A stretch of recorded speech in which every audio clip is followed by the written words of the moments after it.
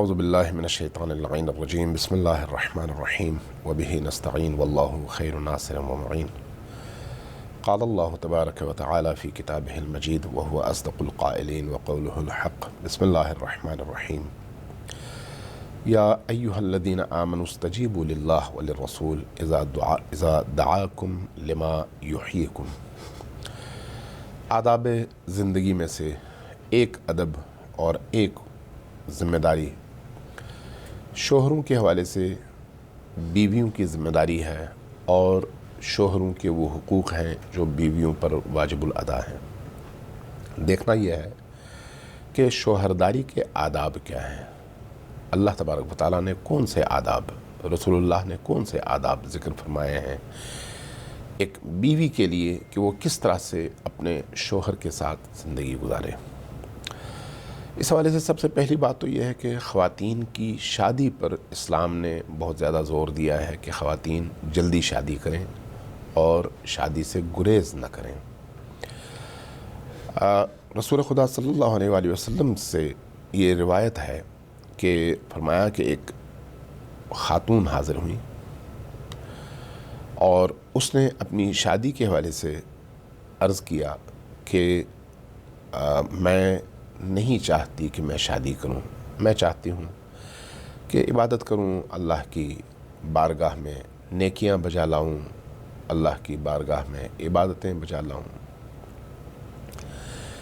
آپ نے فرمایا کہ تمہاری مراد کیا ہے کہ تم شادی نہیں کرنا چاہتی؟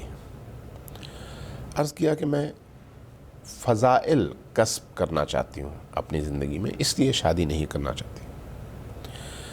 فرمایا جاؤ جا کر شادی کرو۔ اگر شادی فضائل کی راہ میں رکاوٹ ہوتی تو پھر سب سے زیادہ اس کی حقدار فاطمہ تھیں کہ وہ شادی نہ کرتیں، لیکن فاطمہ نے شادی کی ہے۔ اس کا مطلب یہ ہے کہ فضیلتوں تک، معراج انسانیت تک، ان بلند مراتب اور مراحل تک پہنچنے کی راہ میں شادی نہ صرف رکاوٹ نہیں ہے بلکہ ممد و معاون ہے، اور شادی اللہ کو پسند ہے، اللہ کو محبوب ہے۔ اس لیے روایات میں بچیوں کی شادیوں کو جلدی انجام دینے پر بہت زیادہ زور دیا گیا ہے، یہاں تک کہ جبرائیل حضرت رسول کریم صلی اللہ علیہ وآلہ وسلم پر اترے اور عرض کیا کہ اے محمد، اللہ تبارک و تعالیٰ نے آپ کو سلام بھیجا ہے اور فرمایا ہے کہ بیٹیاں یا بچیاں درخت پر لگے ہوئے ان پھلوں کی طرح سے ہوتی ہیں کہ جیسے ہی پھل پکے تو اس کو درخت سے اتار لیا جائے، ورنہ سورج کی روشنی اس درخت کے پھل کو تباہ کر دیتی ہے، اور طوفان، باد و باران اور ہوائیں ان کو درخت سے گرا کر خراب کر دیتی ہیں۔ اس لیے ضروری ہے کہ بچیوں کی شادیاں کم عمری میں اور جلدی کی جائیں۔ بہترین چیز یہ ہے کہ خواتین اور بچیوں کو شادی جیسے ہی وہ بلوغت کی منزل تک پہنچ جائیں ان کی شادیاں کروا دی جائیں۔ یعنی بچیوں کی شادی میں جلدی کے حوالے سے بے تحاشا روایات شیعہ سنی دونوں منابع میں، دونوں مصادر میں، دونوں احادیث کی کتب میں اللہ تبارک و تعالیٰ کی کتاب کی تشریح کے حوالے سے موجود ہیں جو ہماری رہنمائی کرتی ہیں۔ ایک اور موضوع اسی حوالے سے ایک شوہر کے مقابلے میں عورت کی ذمہ داریوں کا ہے کہ عورت کن کن چیزوں کی ذمہ دار ہے۔ روایات میں یہ آیا ہے کہ ایک خاتون یعنی ایک بیوی اپنے شوہر کی پوری فیملی کی ذمہ دار ہے شوہر کے بعد، اس کے بچوں کی نگہبان ہے شوہر کے بعد، اور اپنے گھر کے تمام امور کی ذمہ دار ہے شوہر کے بعد۔ اس حوالے سے شوہر کے احترام کا بھی حکم دیا گیا ہے کہ ایک خاتون اپنے شوہر کا بھرپور طور پر احترام کرے، یہاں تک کہ روایات میں الکافی کی روایت ہے، رسول کریم صلی اللہ علیہ وآلہ وسلم نے یہ فرمایا کہ لو امرت احدا ان یسجد لأحد لامرت المرأة ان تسجد لزوجها۔ اگر میں کسی انسان کو غیر اللہ کے سامنے سجدے کا حکم دیتا تو عورت کو حکم دیتا کہ وہ اپنے شوہر کے سامنے سجدہ کرے، یعنی اطاعت اور شوہر کے مقابلے میں احترام کا یہ مرتبہ ہے کہ عورت کو اس کا پابند کیا گیا ہے۔ اسی لیے کہا گیا ہے کہ عورت کی ذمہ داری ہے کہ اپنے شوہر سے خوش خلقی سے پیش آئے، مسکرا کر پیش آئے، غصے میں شوہر کی طرف نہ دیکھے، چہرہ بگاڑ کر شوہر کی طرف نہ دیکھے، شوہر کی خدمت میں کسی طرح کی کوئی کوتاہی نہ کرے۔ حتیٰ اگر عورت اپنے شوہر کو ایک گلاس پانی پلاتی ہے یا ایک گھونٹ پانی پلاتی ہے تو اس کا جو اجر روایات میں بیان کیا گیا ہے وہ کم سے کم یہ ہے کہ اس کے 60 گناہ معاف کر دیے جاتے ہیں۔ پیغمبر اسلام نے فرمایا کہ جو خاتون اپنے شوہر کی 7 دن خدمت کرتی ہے، اللہ تبارک و تعالی جہنم کے 7 دروازے اس پر بند کر دیتا ہے اور جنت کے 7 دروازے اس پر کھول دیتا ہے تاکہ وہ جس در جنت سے چاہے جنت کے اندر داخل ہو۔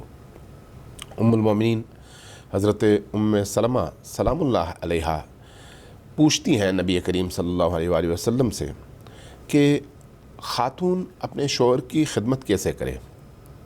تو آپ نے فرمایا کہ ایک خاتون جب شوہر کے گھر آتی ہے اس کے گھر میں اصلاح کی نیت سے، ٹھیک کرنے کی نیت سے ایک چیز اٹھا کر ایک جگہ سے دوسری جگہ منتقل کرتی ہے تو اس چھوٹے سے کام کے عوض اللہ تبارک و تعالی اس پر رحمت کی نگاہ ڈالتا ہے، اور جس پر اللہ رحمت کی نگاہ ڈالتا ہے اس کو عذاب سے بچاتا ہے اور جہنم سے بچاتا ہے۔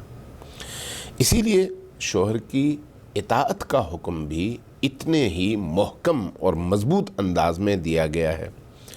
یہاں تک کہ ایک روایت ہے، اگرچہ اس روایت کے بارے میں ہمارے فقہا نے یہ فرمایا ہے کہ یہ روایت کلی نہیں ہے کہ اس سے جو ہے کلی قانون اخذ کیا جائے، لیکن اس حوالے سے اہم ہے کہ ایک عورت کی ذمہ داریوں کی شدت کو بیان کرنا اس روایت میں مقصود ہے، ورنہ اسے کلی قانون نہیں بنایا جا رہا کہ ہر جگہ اس کا اطلاق ہو سکے۔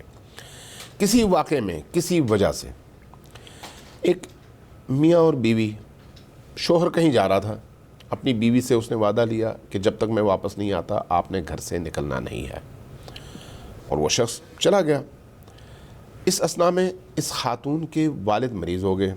اس خاتون نے بندے کو بھیجا نبی کریم صلی اللہ علیہ وآلہ وسلم کی بارگاہ میں کہ یا رسول اللہ، میرے شوہر نے مجھے پابند کیا کہ میں گھر میں رہوں، نہ جاؤں باہر، اب میرے والد مریض ہو چکے ہیں تو میں اس کی عیادت کے لیے جانا چاہتی ہوں، کیا کروں؟ فرمایا کہ نہیں، اپنے گھر میں رہو، اپنے شوہر کی اطاعت کرو اور نہ جاؤ۔ کچھ دن گزر گئے، باپ کی بیماری شدت اختیار کر گئی۔ اب لوگوں نے کہا کہ فوراً پہنچ جاؤ، رشتہ داروں نے کہا فوراً پہنچ جاؤ۔ دوبارہ اس خاتون نے بندے کو بھیجا، غلام کو بھیجا نبی کریم کی بارگاہ میں کہ یا رسول اللہ اب کیا حکم ہے، میرے والد کی بیماری شدت اختیار کر گئی ہے۔ آپ نے فرمایا کہ نہیں، گھر ہی میں رہو، نہ جاؤ۔ خاتون گھر میں رہی۔ کچھ دن کے بعد والد کا انتقال ہو گیا۔ اب والد کا انتقال ہوا، جنازے کی باری تھی، تو تب دوبارہ اس خاتون نے نبی کریم صلی اللہ علیہ وآلہ وسلم کی بارگاہ میں بندہ بھیجا کہ یا رسول اللہ اب آپ کا کیا حکم ہے، میں کیا کروں؟ فرمایا کہ نہیں، گھر میں رہو، نہ جاؤ، شوہر کی اطاعت پہلی ترجیح ہے۔ یہ خاتون گھر میں رہی اور نہیں گئی۔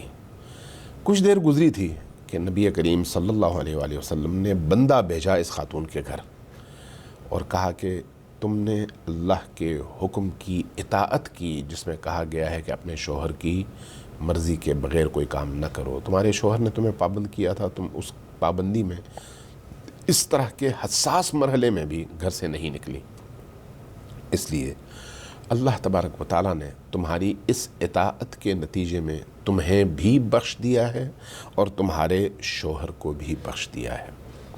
میں جیسے پہلے کہہ چکا ہوں کہ اس حدیث سے کلی قانون آپ اخذ نہیں کر سکتے، لیکن ایک بیوی کی اطاعت کے درجے کو اس حدیث کے ذریعے سے ضرور سمجھا جا سکتا ہے کہ شریعت کی خواہش کیا ہے کہ بیوی کہاں تک اپنے شوہر کی اطاعت کرے۔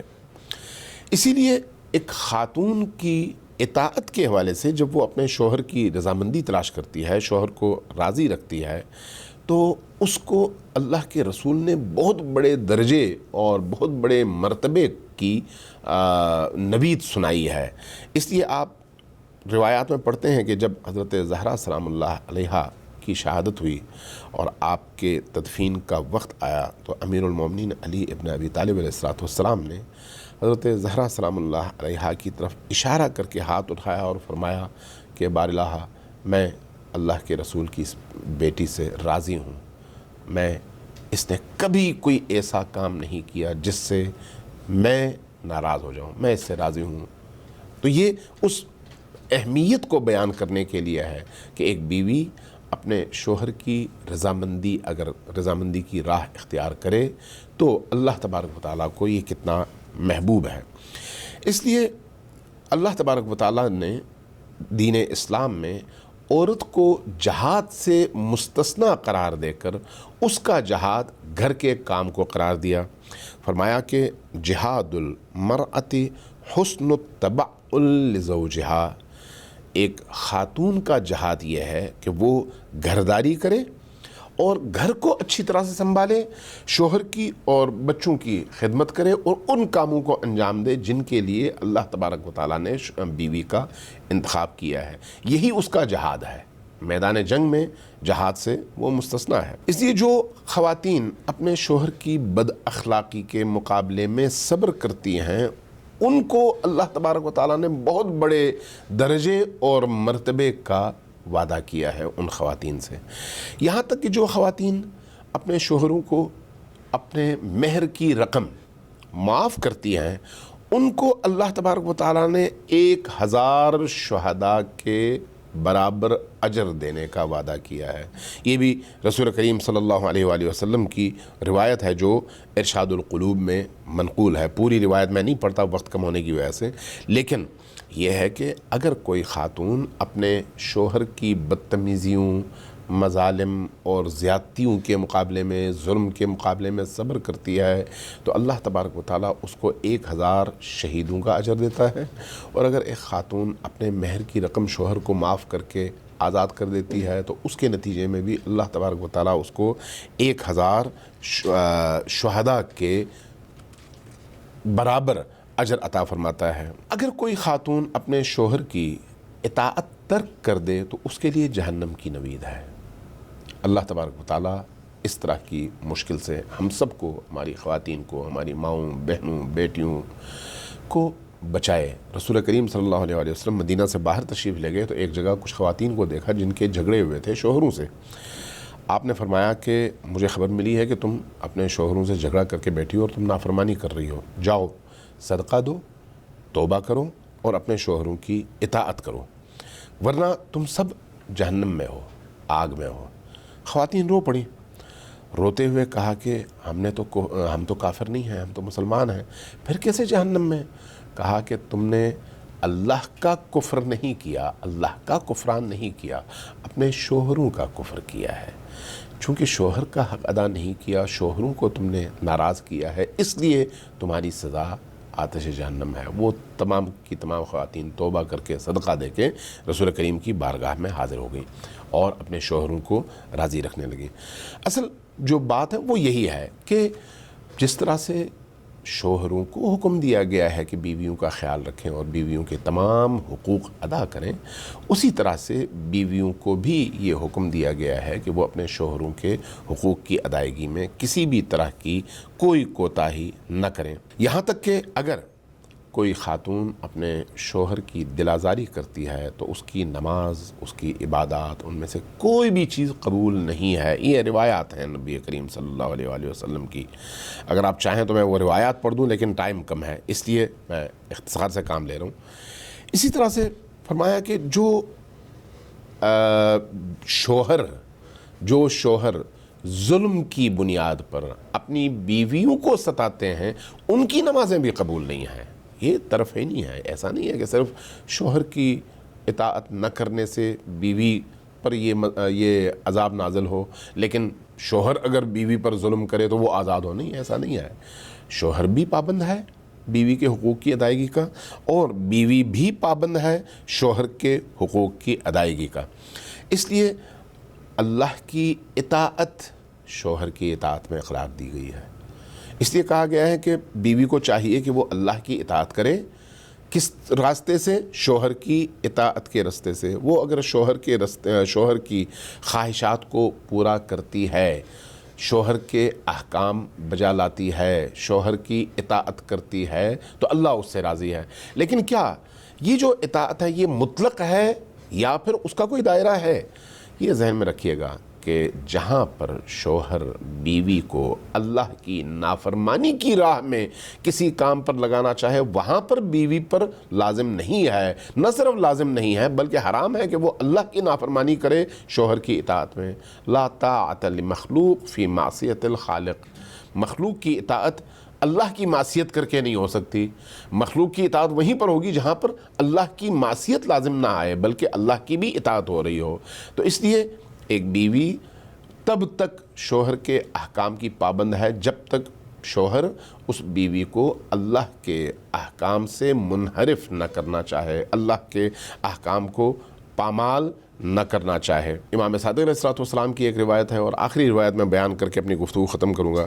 فرمایا کہ ایما امرأۃ باتت وزوجها علیہا ساخط فی حق لم تقبل منها صلاة حتی یرضى عنها۔ وہ خاتون جو پوری رات عبادت میں گزارتی ہے، اطاعت میں گزارتی ہے، نماز میں گزارتی ہے، سجدے میں گزارتی ہے، اگر اس کا شوہر اس سے ناراض ہے تو نہ اس کی اطاعت قبول ہے، نہ اس کی نماز قبول ہے، نہ اس کی عبادت قبول ہے، نہ اس کا قرآن پڑھنا قبول ہے۔ ہاں، جب شوہر راضی ہو جائے تو پھر یہ ساری چیزیں قبول ہیں۔ اللہ تبارک و تعالیٰ تمام خواتین کو، ماؤں کو، بہنوں کو، بیٹیوں کو، بیویوں کو یہ توفیق عطا فرمائے کہ وہ اپنے شوہروں کے حقوق کا خیال رکھیں، اور اسی طرح سے مردوں کو، شوہروں کو یہ توفیق عطا فرمائے کہ وہ اپنی بیویوں کے حقوق کا خیال رکھیں۔ والسلام علیکم ورحمۃ اللہ وبرکاتہ۔